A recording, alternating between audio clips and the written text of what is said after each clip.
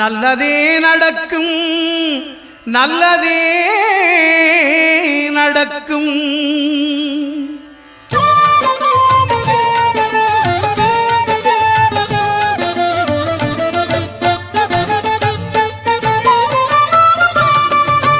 ஒன்பது கோளும் ஒன்றாய் காண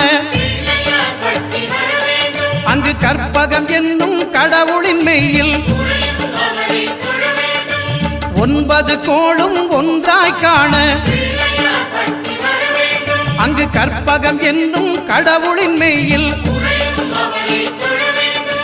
சூரியன் முதலாய் 9 கிரகமும் பலவித குணங்களை கொண்டிருக்கும். எங்கள் கற்பக தருவில் அவை வரும்போது ஒன்றாய் சேர்ந்து பலனளிக்கும்.